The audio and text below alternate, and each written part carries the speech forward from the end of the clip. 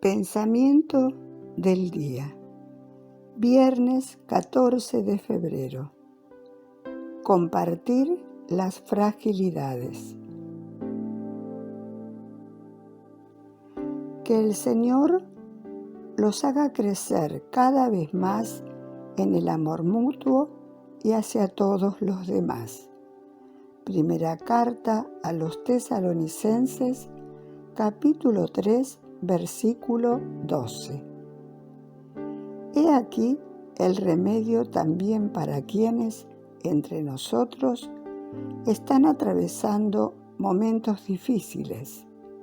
He aquí una palabra para todos nosotros. Prueben, hagan la prueba de crecer y sobreabundar en el amor. Hagan la prueba de crecer en el amor recíproco con los hermanos y constatarán qué dulce es hacerlo. Se trata a veces de una palabra más, de un don que no habríamos hecho.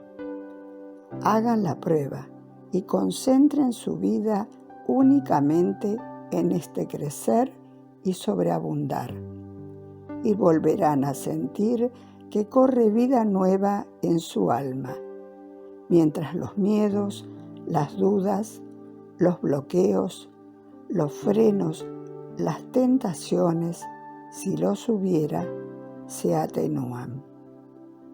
Esta es una palabra que realiza el milagro de nuestro continuo renacimiento.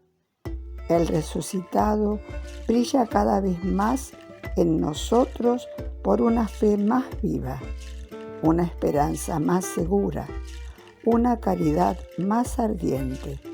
En ella está la vida. Chiara Lubich, El amor recíproco. Editorial Ciudad Nueva.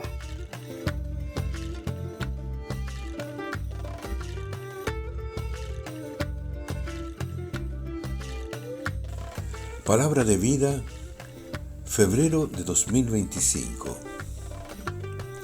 Examínenlo todo y quédense con lo bueno.